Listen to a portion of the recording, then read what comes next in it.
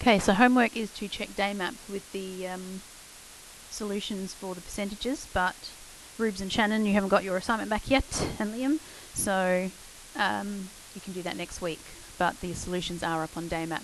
So homework that you were asked to do was to make sure that you know how to sketch a straight line graph. Now, didn't check your homework today, but make sure it has been done, and I will check that next lesson.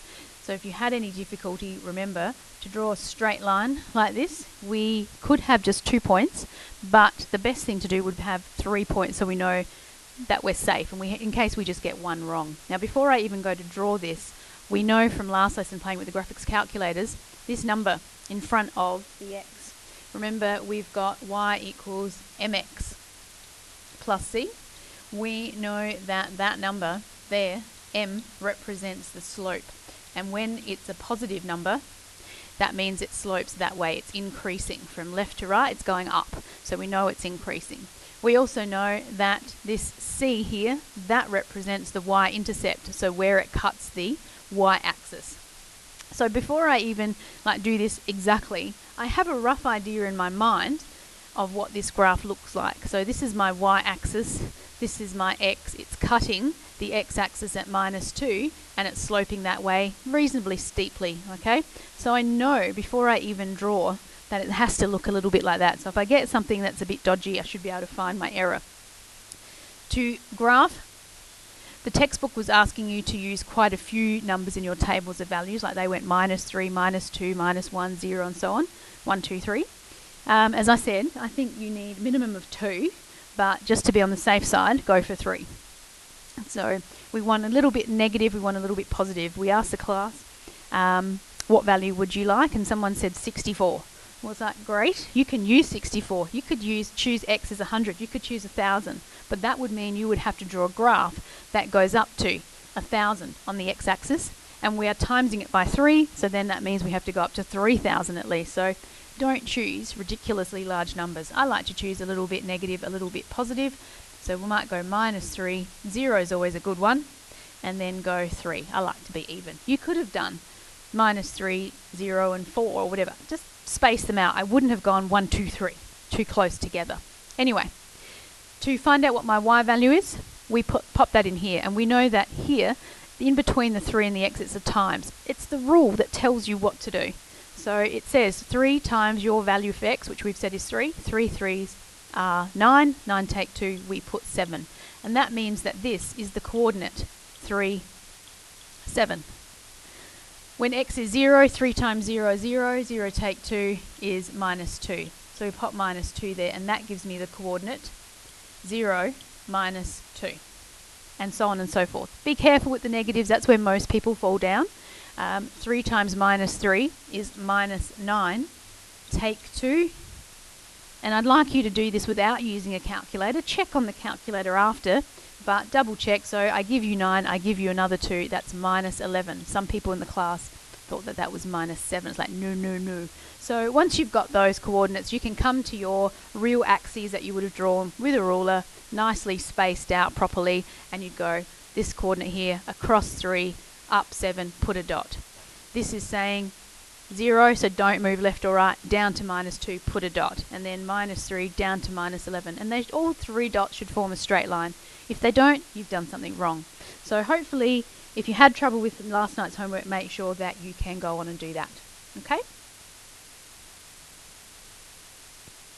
Okay, so today's lesson we want to focus on one of our techniques that we want to be able to do. We want to be able to do or work out between 2 points, the distance, the midpoint, and the slope. And today we want to focus on the distance. So if I have 2 points here, I've got the point 1, 2 and 4, 6. How am I meant to find the distance between those two?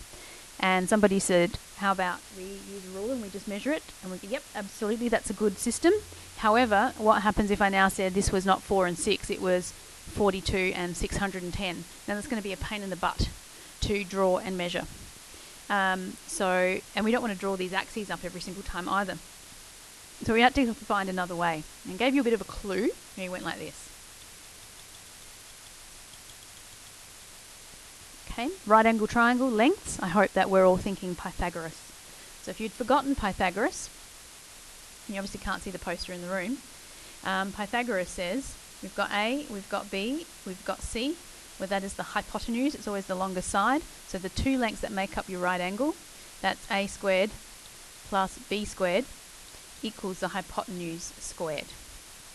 So if we come back over here, we go, well, if I've gone from 1 to 4 here, 1 to 4, what is that distance? It's 3. If I have gone from here, from 2 up to 6, so from 2 to 6, or you're looking here, 2 to 6, that's 4. And we should be able to use Pythag to find this length. You go, well, that's well and good, but again, do I have to draw this every time? And we go, well, no, because to find this distance of 3, what I did was I just took away the 1 from the 4.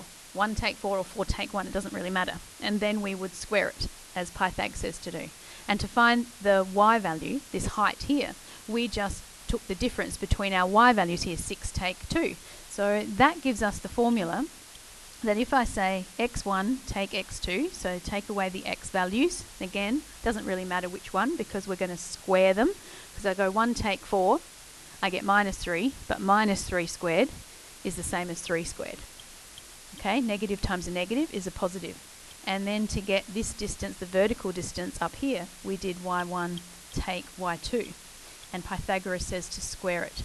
Now if I do this, this will give me the distance between the 2 points squared. But I don't want the distance squared. So what is the opposite of squaring? The opposite of squaring is square rooting. So I will square root that question. So that statement. So expression. This is a formula that you need to pop carefully, somewhere safe, write it down neatly and correctly. And now we're going to pop it into practice. So what we need to do now is using OwnCloud. We want to go to Curriculum, Subject Areas Maths, MacDonald, Year 9, and we want to open these two. Okay? I'm actually re-recording this lesson because I forgot to press save. I recorded the whole lesson and then I forgot to press save. So doing it again. So you could look at the notes for the lesson which is here. It'll be slightly different to this video. That's the reason why.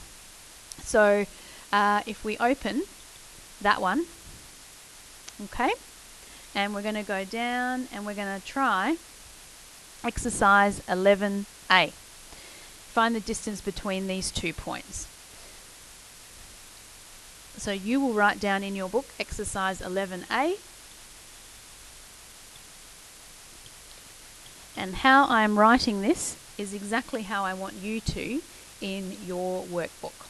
Okay, so you will write exercise 11A, you'll put today's date, which is the 27th. Okay, and we're going to go question 1A. You write the 2 points that we've got. And remember, we're going to be doing distance, midpoint, and slope. There are lots of formulas, so make sure that you do read the question, and then the first thing that I want you to do is write down the formula. So distance equals, if you've forgotten it, look back at what you just did before. The reason that I'm asking you to write it down every single time is that's a great way to remember it. And you sort of end up remembering it without even trying. So please make sure you write the formula down every time. Don't make me come and say, right, rewrite it please, and do it with the formula. Okay, so remember, we've got our x-coordinates. Now, our x-coordinates are here and here. Now, I don't care which one you call x1 and y1, x1 and x2, as long as if you call this one x1, then you better call this one y1. And therefore, if this one's x2, this one has to be y2. You can't say x1 and y2, that sort of thing. Makes sense, I think. Anyway, we follow now the formula. It says square root, I put square root. It says bracket, I put bracket. x1, so 2. It says take, I put take. x2 is 8. It closes, I close. It puts squared, I put squared. Plus, plus, and so on. So I don't really have to think. I'm just following, substituting. y1 is 3. Take y2, which is 3, squared. And now, again, you can pop this in your calculator, but try and do it without. Keep the square root. 2 take 8 is minus 6. Now, minus 6 squared, again, I asked that in the class, and some people said, minus 36. Like, no.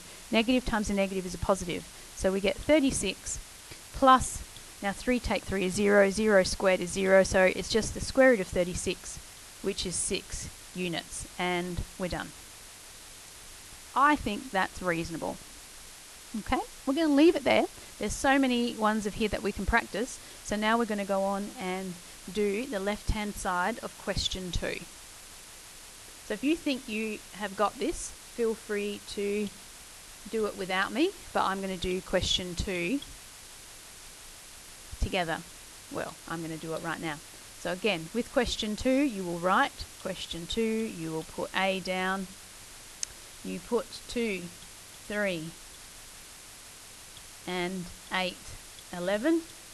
You write your distance formula down. Remember, you have to do that every single time. Do I have to? Yes. X squared squared plus y1 take y2 squared, and we sub. And again, you're practicing this, you're just starting off, so feel free to go x1, y1, x2, y2. Now if you're in the mood and you go, well, I don't want that one to be x1 and y1, you could make this x1, y1, x2, y2. You will get the same answer. It doesn't really matter. Okay, again, now we substitute. Bracket x1 is 2. Take, I put take, x2, 8. Close bracket, it says squared, let's put squared, plus, plus. Okay, getting a bit tiring now, just substituting. Squared. And away we go, try and work it out. 2 take 8 is minus 6. Minus 6 times minus 6, that's what squaring means, timesing it by itself. Minus 6 times minus 6 is 36. 3 take 11 is minus 8. Minus 8 squared is 64. Again, I ask you to try this without your calculator. 36 plus 64 is 100. The square root of 100. In other words, what times itself gives you 100, and that has got to be 10. Now, as you have done after you've done one question, can you please make sure, so back to your curriculum subject areas, you should have also copied down here the solutions. So make sure that you now check that your answer is correct. So 2A, you know it's 10 and it's correct. You must do that after you've done each question, because you don't want to be doing the wrong method and getting that stuck in your head. Okay, now I did 2C in class as well. That's on the notes if you wanted to have a look. So they're there, have a look, but hopefully that helps you. So catch up, and the homework was to make sure that you finished question 2, the left hand side. So can you make sure you do C, E and G, and then can you also do question 4, 5 and 7. Hope that helps. See you later.